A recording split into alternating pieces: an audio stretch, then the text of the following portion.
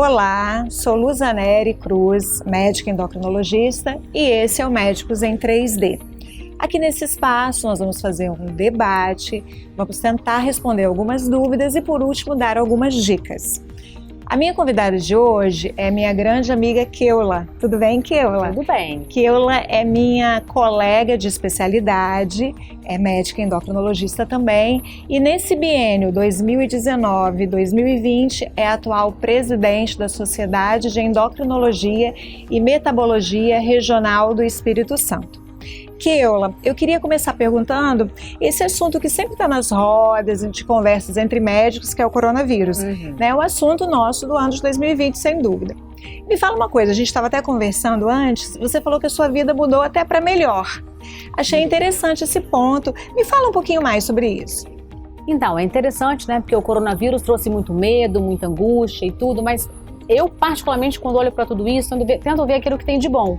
E eu acho que mudou sim, mudou para melhor em alguns aspectos, né? A gente aprendeu a gerenciar melhor o meu tempo e com isso a gente vai dando prioridade às pessoas que são mais importantes, né? Amando mais, conversando mais, diminuindo um pouco aquela intensidade de atividades. A gente conseguiu entender que a gente tem que canalizar a nossa energia para aquilo que é mais importante. E é que a gente consegue até viver com menos, né? Na grande maioria do nosso tempo.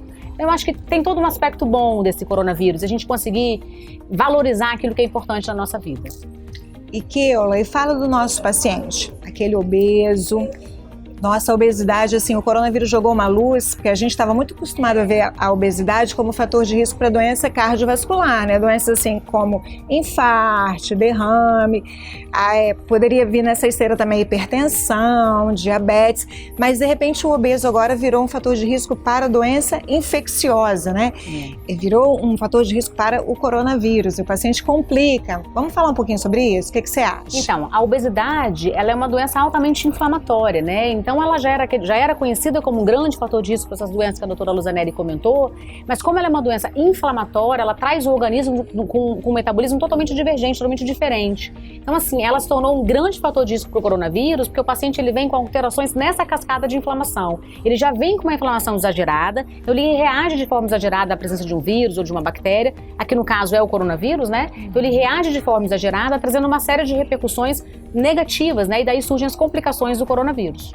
Algum paciente seu ficou mais complicado? Você percebeu isso pertinho de você ou algum familiar, assim que seja obeso e que complicou muito? Você percebeu isso? Percebi sim. A gente teve até um paciente jovem que infelizmente teve uma repercussão bem negativa do coronavírus, né? Chegou a evoluir com uma parada cardiorrespiratória.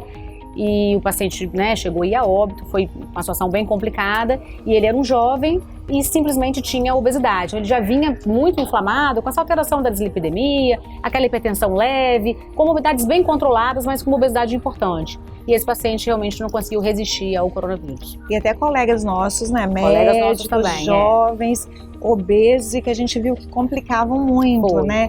Então esse olhar para o obeso, idoso ou jovem, a gente precisa dar esse olhar com muito carinho, né? E você, assim, o que você aconselha como médico, endocrinologista, para esse obeso? Ele precisa ficar isolado por conta da obesidade ou por algum outro fator? O que você aconselharia nesse momento? Eu acho que, né, na atual conjuntura, né, no momento que a gente se encontra da pandemia do Covid-19, eu acho que o paciente jovem com obesidade ele não precisa mais se isolar. Eu acho que ele tem que se prevenir, usar tudo aquilo que a gente já sabe que tem que fazer, as medidas preventivas, como a máscara, o álcool em gel. Mas é um paciente que pode produzir, que pode voltar ao trabalho e que tem que estar sempre em cuidado. Mas o paciente mais idoso, acima de 65 anos, ainda mais aquele que tem suas comorbidades, como diabetes, hipertensão, obesidade, eu acho importante que ele ainda se mantenha mais restrito, né, de comunicações com as pessoas. Acho importante ele estar em casa.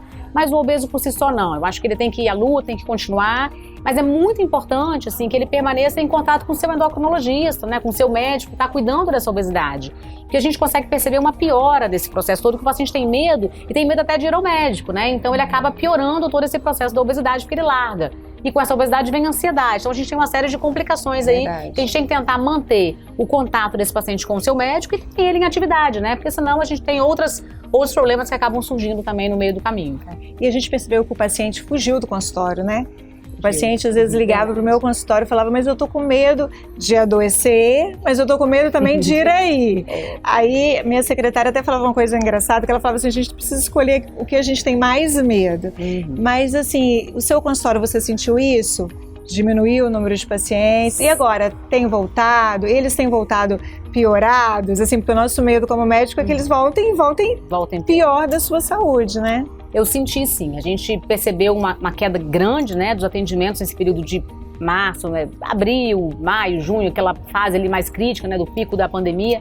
A gente teve realmente uma queda grande no consultório, mas agora a gente percebe os pacientes voltando, né, querendo se consultar. A gente tem percebido isso, mas assim, o interessante é que a gente percebe que eles estão voltando com taxas alteradas, né? Porque a pandemia trouxe uma ansiedade e com essa ansiedade veio uma série de repercussões, né? Então eles estão voltando de uma forma pior. A gente percebe isso, né? E ganharam um pouquinho de peso, porque aquela ansiedade me faz comer um pouquinho mais. Então tem tudo isso aí, mas alguns até ficaram bem, né? Mas a gente vê bastante essa piora, assim. É interessante seu ponto de vista, né? Até para alertar para o paciente voltar. Agora é hora de voltar. Nós vamos para o nosso próximo bloco e aí a gente vai saber se tem alguma coisa nova em termos de obesidade. Será que tem um remedinho novo vindo por aí?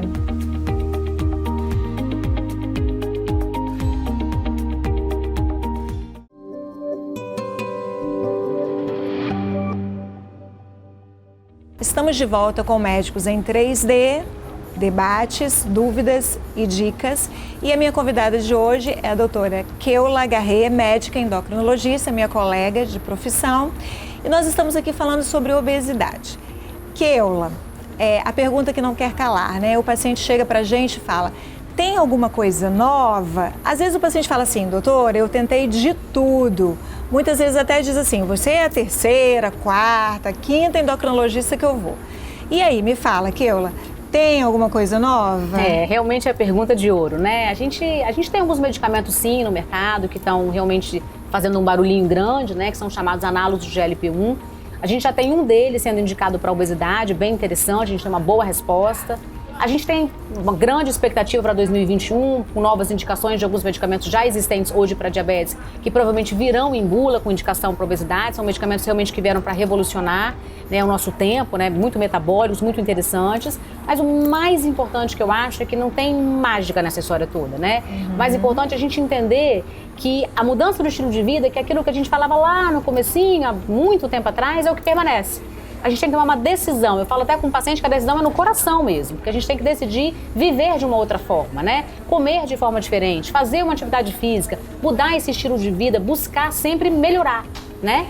Então eu acho assim, tem medicamento sim, mas o mais importante é a mudança de dentro para fora. Essas são as decisões que eu tenho aí para tomar diante da vida. E Keula, assim, o paciente muitas vezes ele já lançou mão do que existe. Eu até comentei com você, outro dia eu fui tentar prescrever uma medicação, o paciente falou assim, olha, eu não consigo, porque não são medicamentos baratos, né? São medicamentos que têm um valor, né, um pouco mais alto, e ela já estava usando uma série de medicamentos manipulados. E eu fui olhar nos medicamentos manipulados, não vi nada com eficiência, então às vezes a gente tem isso, né? Os pacientes que estão usando uma medicação que alguém diz que tem uma coisa nova, né? Ele tem desejo que essa coisa nova realmente exista. Me fala, o que você acha disso? A gente vê, infelizmente, né? A gente vê muito isso no nosso dia a dia do consultório, essas fórmulas meio mágicas, essas promessas que são um pouco infundadas, às vezes baseadas em dietas extremamente restritivas, que a gente sabe que é isso que está funcionando, quando funciona. E às vezes o rebote também é muito alto desses medicamentos, às vezes o paciente perde peso rápido aqui, mas ele retorna rapidamente, né? 3, 4 meses depois, então a gente vê isso acontecendo. Alguns medicamentos que, na verdade, realmente não tem fundamento científico nenhum. Então a minha dica é, vamos continuar tentando fazer a medicina baseada em evidência, né? A gente tem buscado estudar novos medicamentos, a gente tem trabalhado muito com a desenvoltura desses novos medicamentos, aqueles que já existem, a gente tem buscado tornar eles cada vez melhores. Então, assim, eu acho importante você buscar o seu médico, conversar com ele, antes até de fazer fórmulas mirabolantes, cuidado com os excessos, porque milagres, né? É difícil falar de milagre dentro da obesidade. Então, eu acho assim, existe jeito, tem como a gente trabalhar muito bem, tem respostas maravilhosas para essa perda de peso, mas vamos buscar a medicina com seriedade, né? A medicina baseada em evidência. Os medicamentos novos com suas indicações, a mudança do estilo de vida, eu acho que é um conjunto de coisas, né? A gente tem que tomar cuidado com essas promessas, porque elas podem né, levar a gente para um lugar não muito desejado. E comenta um pouquinho sobre a vitamina D. Agora tem uma nova vertente, né, indicando vitamina D em altas doses e com uma força muito grande dentro das redes sociais. Você tem percebido isso? Muito. E o paciente que traz para você já traz uma resposta pronta, o paciente já estudou, afinal de contas, o conhecimento está aí para todo mundo. É. E ele quer muito o uso dessa vitamina D e a gente ouvia falar antigamente para dores, para doenças reumáticas, né, doenças autoimunes, mas agora o paciente também está inserido dentro da obesidade, do contexto da obesidade. É verdade, sim. A grande ciência ao redor da vitamina D, eu acho importante demais a gente dizer isso, é a relação dela com o metabolismo ósseo. Isso a gente já sabe há bastante tempo, e quanto mais estudo se faz, quanto mais a gente analisa essa vitamina D, mais a gente consegue fazer a relação íntima dela com o metabolismo ósseo. Sim. Então é uma vitamina D que tem que estar realmente com bons parâmetros para aquele paciente já menopausado, com risco de osteoporose. Sim, Agora claro. Tem casos especiais, né? Pacientes diabéticos, pacientes obesos, pacientes que fizeram cirurgia bariátrica. É importante que eles mantenham o nível de vitamina D um pouco mais elevado. Mas como fazer essa reposição? Em torno de 40, tá?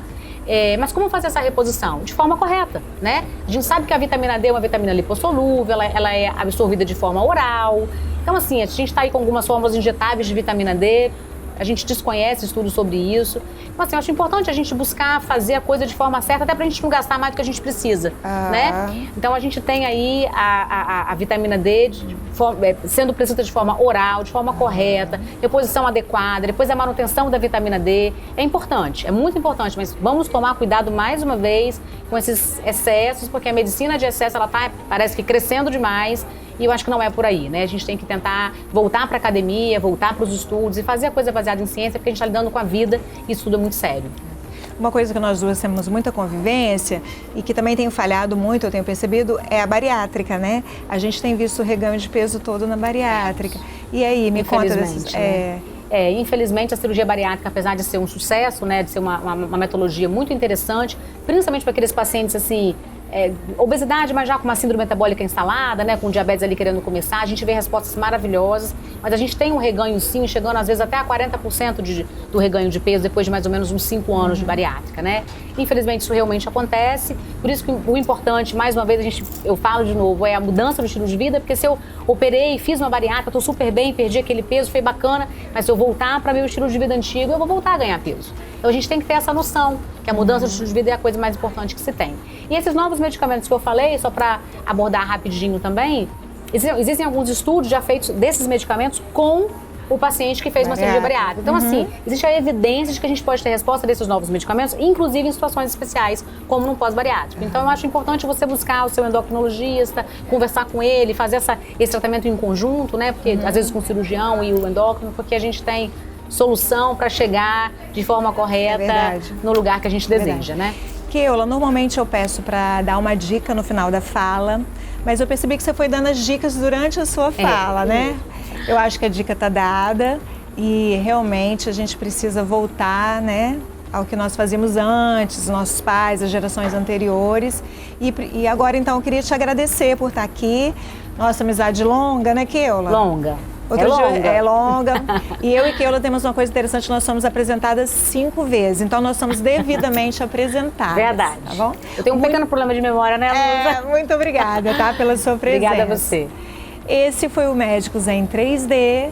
Nós tivemos um debate, tiramos algumas dúvidas e deixamos algumas dicas. Até o nosso próximo encontro.